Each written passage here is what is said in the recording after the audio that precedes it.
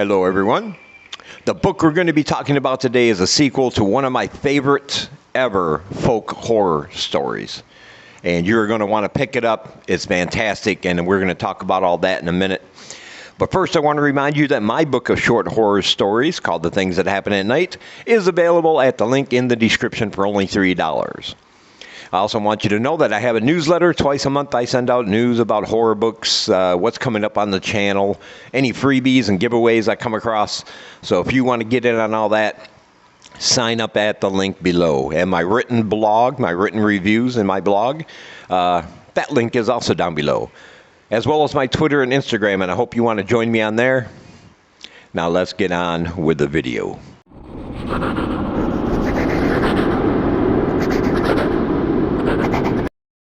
All right. So the book we're going to be talking about today, I was very excited to read. I've been waiting for it, and that is called Reborn by Stephanie Ellis. I want to say a couple things about the book. First, it is coming out in October, so we're almost there. You definitely want to pick it up, and there is a link down below to Amazon if you want to pre-order it. The second thing I want to say is that this is a sequel to the fantastic folk horror book called The 5 Turns of the Wheel. It was one of my favorite folk horror novels of all time. It's just a fantastic, fun, bloody read.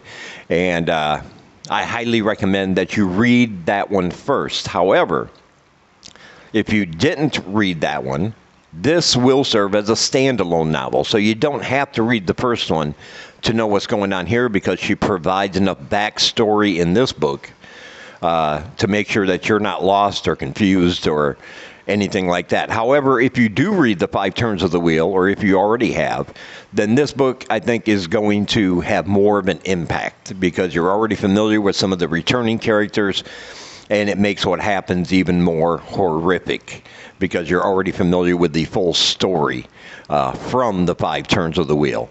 So since this book isn't coming out until October, my suggestion is to go ahead and buy and read The 5 Turns of the Wheel now, and then by the time you're finished, October will be here, you'll have pre-ordered Reborn, and you'll be all set. Because this is really, she has just created in these 2 books, and hopefully there's a third. The way this book ended totally left it open for even another entry, and I hope that happens. But she's created a fantastical world and characters in this world that's second to none. When it comes to this kind of thing. It's both beautifully written, and it's also very bloody, very gory, because in this world, these creatures from the shadow world, they demand sacrifice. They demand blood sacrifice in all of their rituals, and it's what they're about. It's what they were created for, what they survive and live on and for. And even though the narrative is written very beautifully, it's still a very bloody, gory affair. And she's combined those 2 things perfectly, and this whole world is hers. It's fully realized. You'll love spending time there. It's just fantastic. I have nothing but good things to say about it. But Reborn picks up where the events of the 5 Turns left off sometime later. And our 3 main characters from the first book, Tommy, the Fiddler, and Betty, these are 3 creatures from a shadow world who are responsible for the 5 Turns of the Wheel, this horrific, bloody, brutal ceremony and ritual that covers 5 nights every year. And they're responsible for it, but they've been kind of put on hold by the creature, the being that oversees everything in their world. It's called the Mother. The Mother rules them all, and she feels that even though these rituals and sacrifices are part of their heritage, it's what they were made for, that they've gone too far in their bloodlust based on the events from the 5 turns of the wheel. And so they're a little bit weakened when we first see them here. But we get introduced to new characters because come to find out they have a sister who has detached herself from their world and created one of her own quite a distance away in a whole nother town. And so they have to go on a road trip, which means going out amongst humans, and they're shapeshifters, so they can make people see them kind of the way that humans would be used to seeing, so they don't draw attention to themselves, so they don't cause alarm. However, humans are not safe when these 3 are around, trust me. They are oddly charming. I love these characters, all 3 of them. I do, even though they are evil, they are psychopaths, they are sociopaths, and they demand blood. And sometimes in their quest to perform their rituals, they go way too far. Their bloodlust takes over, especially when it comes to Betty. He's a huge, hulking creature with long, scraggly beard and long hair, and sometimes he can't control his urges. And we're going to find that out as they make their way to try to reconcile and reconnect with their sister. But there's going to be a ritual where the father, who has been banished also by Mother, because Mother rules all in this book, but the father is going to be reborn soon. And these 3 are hoping to gain his favor and to be forgiven for the things they've done in the 5 turns of the wheel, and hopefully then they can also perform the ritual which will allow them to be reborn, because they're weak now. They haven't been able to perform the rituals and the sacrifices that keep them strong and keep them healthy. So they want to be forgiven, and they want to, once again, start the dance. If you know, you know. Start the dance, perform the rituals, and have those wheels turning again. And the thing is, these whole shadow worlds that these creatures come from rely on those rituals to stay alive. So it's in their nature, it's what they're made for, it's what they're created for. They're just as much a part of the world as humans, just as much a part of the world as nature. However, they serve a completely different purpose.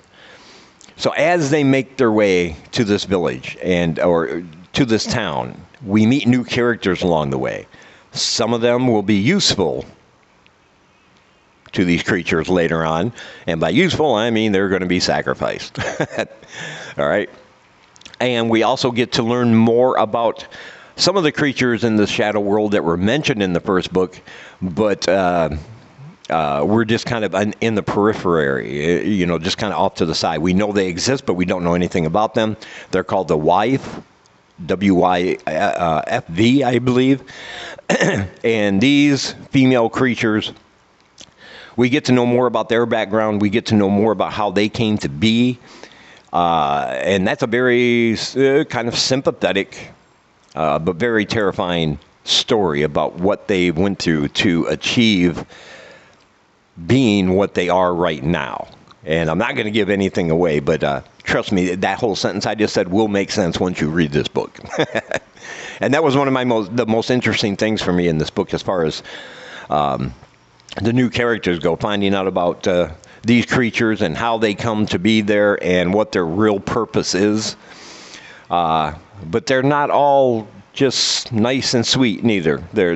All these characters are fantastic, and you really feel sympathy for some of them. You really feel like you're on their side sometimes, but in the end you won't. And that's the beauty of the way she writes, because you realize they're just evil. They're just here to destroy not destroy the human race, but to use humans simply as a sacrifice, just simply as a blood sacrifice for their rituals. And in one particularly brutal scene, well, you've heard the saying, you know, sometimes it takes a village. Yeah, well, sometimes it takes an entire village of brutal and bloody sacrifice to make sure one of these creatures can be reborn. And you're going to read about all that, and that's an image that won't leave you anytime soon, I promise. Yeah, this is just as equally fantastic as the first one. And sometimes sequels can be a little, sometimes in the horror world. But this one is just as fantastic, and I think you put the two together, and it's even better. And I think there's room in there for even a third one, and I will absolutely be on board if she decides to go there. Anytime she writes something that will bring me back into this world, you tell Stephanie Ellis I will be there for it. So hopefully that will happen. Yeah, I encourage you to buy the 5 Turns of the Wheel now and read that. But like I said, you can pre-order Reborn right now at the link in the description. And definitely do that so when you're done with the 5 turns, you're ready to slide right in. You won't have to wait in anticipation like I had to. Pick it up now. It's a good time. And also down below, of course, there's links to my book if you want to purchase that. My newsletter's down there. Links to my Twitter and Instagram. It's all down there, so check it out.